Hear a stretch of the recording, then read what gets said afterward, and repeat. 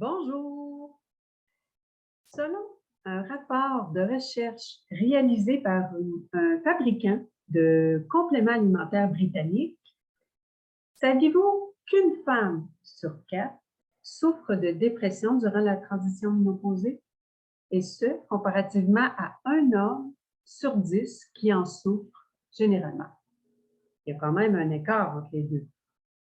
Et non, la dépression n'est pas une illusion pour ces femmes en transition ménopausique. Encore une fois, selon une autre étude, cette fois-ci de la Société nord-américaine sur la ménopause, bien, la dépression touche jusqu'à 70% des femmes en ménopause. C'est énorme.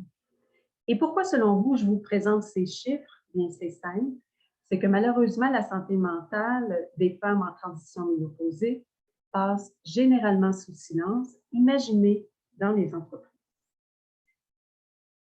Pourtant, nous savons tous que la santé mentale, la santé psychologique est devenue un enjeu majeur dans la société, est devenue également d'une importance capitale dans les organisations.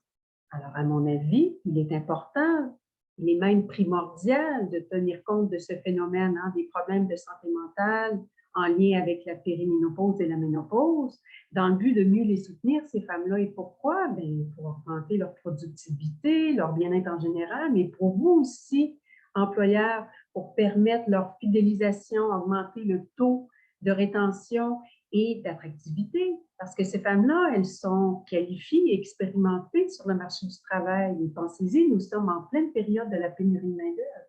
Ce serait une belle solution pour vous. Donc, employeurs gestionnaires, femmes en transition ménopausée, qu'est-ce que vous en pensez? Je vous invite à nouveau à réagir.